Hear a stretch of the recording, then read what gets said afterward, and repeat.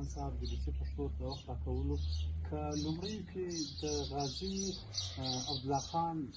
د تاریخ په اړه معلومات راکړئ او د دغه کیلې په اړه باندې معلومات راکړئ چې دا کیله څومره جوړه شوې ده، په څه وخت کې جوړه شوې. بسم الله الرحمن الرحیم. د ټولو د مخه به زه ستاسو او د BBC پښتو چینل شکریه ادا کوم چې تاسو زموږ د ټاپوګې ته راغلي یاست،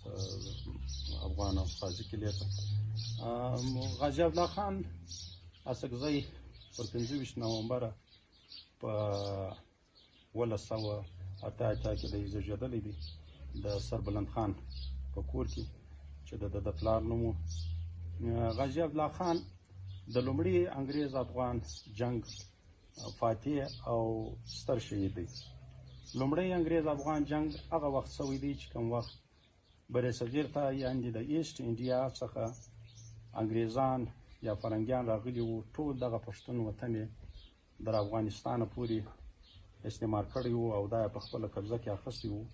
نو دغه انګریزانو دلته د پښتنو سره دلته چې څه میشت قومونه وو، که بلوڅ وو، که پښتون وو او نور قومونه وو،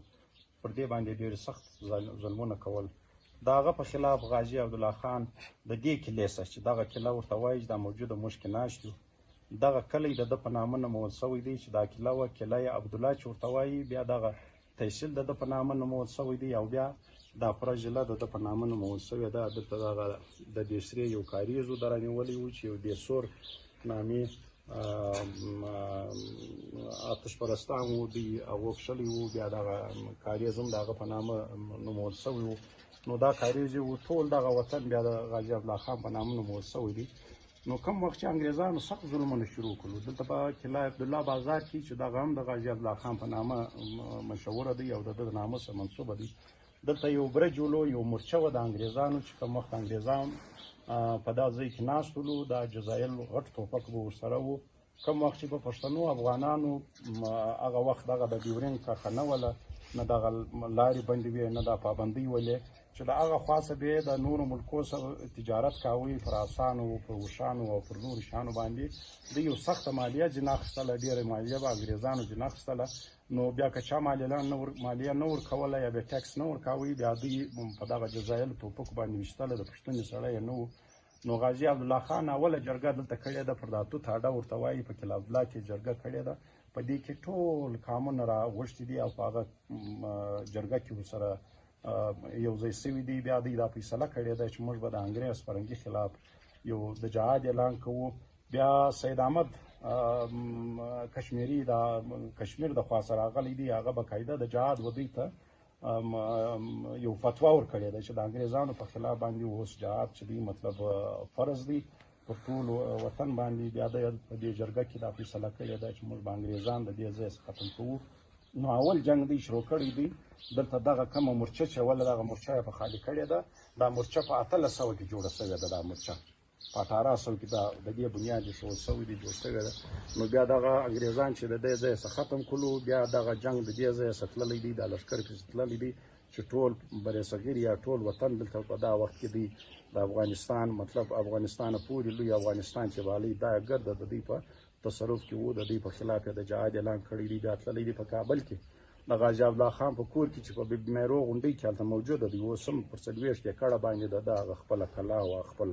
جایداد او خپل وطن یې هلته موجوده دی. په دې کې دغه د افغانستان نور چې څه غازیان وو، ملا مومن لوګری وو، میر مسجد خان وو، نور چې هر څه دغه ولو د هغه ځای باتوره خلک ولو، دا یې راوغوښتلو. بیا سره جرګه سو، بیا هلته دغه کې دوی قرآن کړی دی، سره لوز یې سره کړی دی، پر قرآن یې لاس سره ایښی دی چې یا به موږ سرونه ورکوو یا به موږ د افغان پاکه خاوره د دې ناپاکه استعمارګره سم موږ صفا کوو. او نو بیا د انګریزانو په خلاف باندې چې لارډ بارنز د دوی نایب دی، میګناټن د دې مشر دی، تقریبا 14,000 مسلح فوج یې راوستلی وو، پر ټول افغانستان باندې مسلط وو، ظلمونه ودا کول. نو اول د واره دغه غازیان ورغلي دي، دغه لارډ بارنز کور یې وسوځلی دی او بیا د دوی په خلاف حملې شروع کړي دي، جنګونه یې کړي دي. نو حتی کې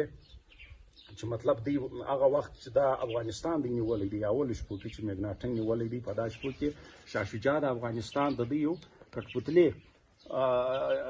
شاید کښېنولی دی بادشاه دی ناست دی په دې ځای باندې چې هغه د انګریزانو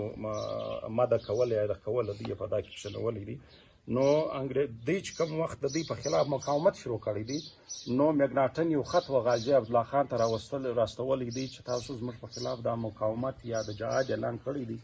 دا جهاد ختم کړ موږ به د شاه شجاع پر ځای باندې تا پر افغانستان باندې بادشاه کو د افغانستان حکمراني به ورته ته په لاس درکړو خو غازي عبدالله خان په جواب کې دا ورته ویلي دي چې زما د چې کوم مقصد دی یا زموږ کوم هدف چې دی یا کوم موږ لوز چې کړی دی هغه د کرسۍ یا د چوکۍ دپاره نه دی یا د اقتدار دپاره نه دی دا زما خپله خاوره ده ځکه دلې یې کړه اوسېږم یا یو ژوندی اوسېږم یا په ازاده فضا کې اوسېږم زه د دې ملک بادشاه یم او زه د دې ملک په دې ځای کې حکمران هم یم نو زه ستا په خوله باندې نه د افغانستان بادشاه جوړېږم نه زه ستا په خوله باندې بل څوک دلته منم چې هغه پر افغانستان باندې حکمراني وکړي نو بیا د هغه په خلاف جهاد کړی دی او انګریزان یې ټوټل هلته ختم کړي دي بیا په دغه وخت کې یو قزلباش عبدالعزیز قزلباش نومیږي چې مکناټن د هغه وخت 10,000 روپۍ د ده د مرګ دپاره ورکړي دي دا د غازي عبدالله خان په خپل فوج کې دی په خپل دغه کې سپایي دی نو هغه 10,000 روپۍ ورکړي دي چې ته به غازي عبدالله خان ولې نو کوم وخت چې دوی وایي دا جنګ وګاټي لږ انګریزان پاته ولو د کابل له څخه د ایستله مطلب ختم کړي ولو نو یو دغه چې ولو نو دی دغه 10,000 روپۍ چې کوم دا قزلباش ته ورکړي وي عبدالعزیز قزلباش ته دی غازي عبدالله خان د شا د خوا په توره باندې ولی دی بیا غازي عبدالله خان زخمي شوی دی بیا د دارالامان قلعه صف کې د یو شفاخانه ده شفاخانه چې موږ هغه میډیکل یا هسپتال ورته وایي په دې شفاخانه کې د فرسټ ایډ کېده یا مطلب د ده تیمارداري چې کېدله په داسې حال کې برته غازي عبدالله خان راغلی دی چې ستا غازیان یا ستا نور کمانډوز چې دي یا ستا کوم خلک چې دي دې غړي واچوله چې زموږ په سالار شهید شو ستا د شهادت اوازه خوره سوله په ټول افغانستان کې او انګریز هم فرنګي هم دا خبره واورېدله چې د دوی مشر په حق رسېدلی دی یا شهید شوی دی نو هغه هم برته دغه را شروع کړي نو ده وایي تاریخ دا وایي مورخین دا لیکي چې غازي عبدالله خان د دې زخمو پروا نه کوه برته مطلب پر آس و سپور سو ورلی د کابل په ګلیانو کوڅو کې په د خپلو خلکو باندې ځان ولیدی په د خپل جنګجویانو باندې ځان ولیدی چې مطلب زه دا ژوندی یم هغو برته د جنګ نارې شروع کړلې هغه چې پاته انګریزان و هغه انګریزان یې هم زر د ختم کړلو یو ډاکټر بایډن یې په طور یې نمونه و پېښور ته ویله کړی دی و پېښور ته چې دا د بل وخت کتۍ د افغان وطن پر خاوره باندې د مطلب د قبضې یا د استعمارګرۍ کوشش وکړي د هغه انجام به دغسې وي لکه دا چې ستا په 14,000 مسلح افواجو کې زه یو ډاکټر بایډن د پرېږدم د ډاکټر بایډن زما د خپل تاریخي دغه ستا هغه تصویر و هغه دغه ستا نو دا د مطلب هغه لنډ د افغانستان تاریخ دی او بیا دی دغه چې دغه کړی دی بیا ټول افغانستان دی د دې استعمارګر یا د دې قبضهګر فرنګي څخه خلاص کړی دی ازادي یې ورکړې ده او دا د افغانستان د استقلال بنیاد چې دی هغه غازي عبدالله خان په 1842 کې ایښی دی دا لومړی انګریز افغان جنګ بولي چې دا په 1842 کې شوی دی د دې شهید فاتح ملي اتل ستر غازي عبدالله خان اڅکزی دی د پلار هم سردار تېر شوی و بیا چې دی راځوان شولو د انګریز په خلاف باندې دغه مقاومت شروع کړی دی کړی دی اوس دا وګوره دی په 1800 یعنی اته کې پیدا شوی دی پر 25 نومبر باندې او دی شهید کېږي په 1842 کې پر 29 نومبر د روژې دلته تقریبا 28مه ده 29 نومبر دی په مازدیګر ټایم کې دی شهید کېږي ټوټل عمر د 450 کاله یعنی په 450 کاله کې د ټول افغانستان چې د لوی افغانستان یې ورته وایي دا د استعمارګرو سره او د قبضهګرو سره یا د فرنګیانو سره مطلب ژغورلی دی او دې پښتون افغان وطن ته او ټول افغانستان ته مطلب د ازادۍ د استقلال نوم ورکړی.